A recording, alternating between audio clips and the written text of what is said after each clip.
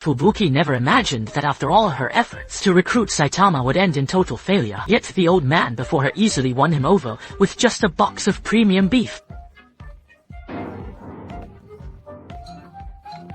It turns out that when Saitama returned home looking completely disheveled, everyone assumed he had finally found Garou. But Saitama had no idea that the person he just sent flying was the hero hunter. Instead, he was just wondering why all these people were still loitering in his house. However, it was true that he was facing a major crisis. The moment he said that, the atmosphere immediately grew tense. They all thought he had encountered some incredibly formidable foe, only for Saitama to announce with a straight face that he had lost his wallet, which had about 60 yen inside. Nandemonaya, takikata, takito. Wow, soki desuka anata, no koto, nandemonaya.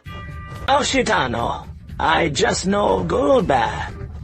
Things will get done amidst their conversation.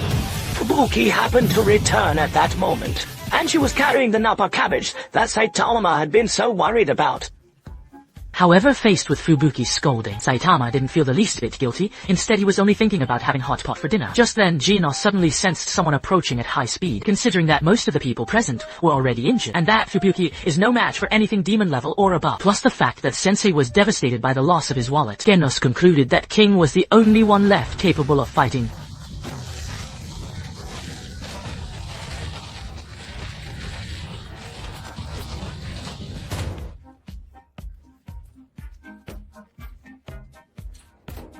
Unexpectedly, they just let the visitor right in the...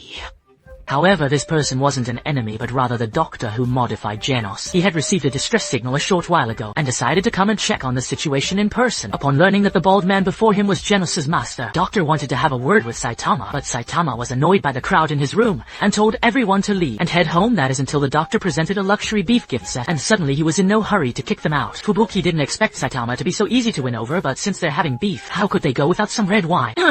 Meanwhile, on the other side, Bayman paid a visit to the doctor from the House of Evolution.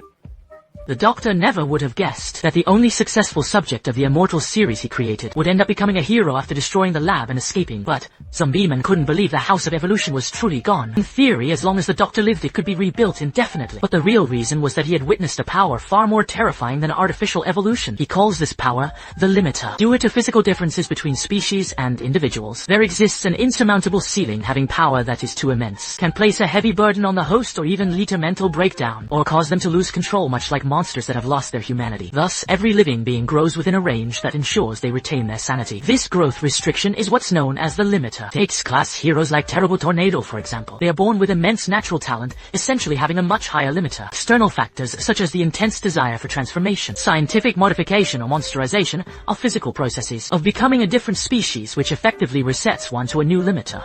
But that bald guy is different, a plain man with no special gifts or talent. He broke through his limiter through sheer effort, though it cost him his hair. He lost the ability to feel the thrill of battle, but in exchange he gained power that defies all logic. Compared to Saitama, his own ambitions seemed as ridiculous and pathetic as a clown's. Hey, Genos, how much for the takoyaki? We can get some octopus tacos too. Wait, I'm almost out of cash. It's great. It's good to know it's all good.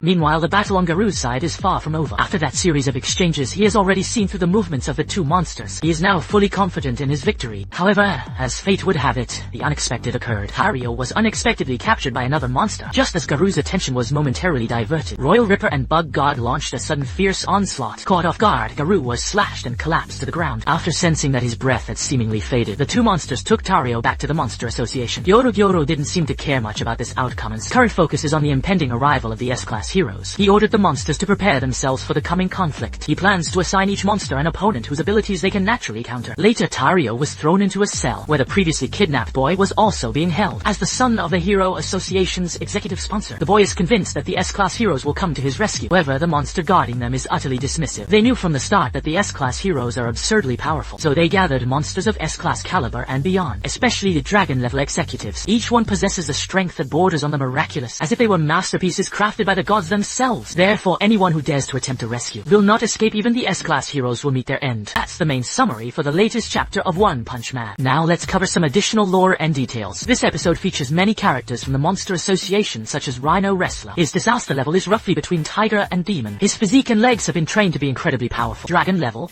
Executive Nyan can squeeze his body through gaps as narrow as 3 meter. However, his weakness is a lack of fighting spirit, often fleeing midway through a battle. Dragon level monster Gums may be all mouth, but he can devour almost anything in one bite. Dragon level monster Fura Ugly completely counters the top ranked class hero Amai Mas. Dragon level monster Black Sperm possesses countless clones and immense regenerative powers. Additionally, this episode features a battle between 2 ninjas. In their normal state, their strength is demon level. After monsterization, their power rises to dragon level. The title of the next episode is Signal Fire of Counterattack, signaling that the Hero Association will officially engage in war with the Monster Association. Garu's strength will also reach new heights in the face of desperation. Let's look forward to how the story unfolds next.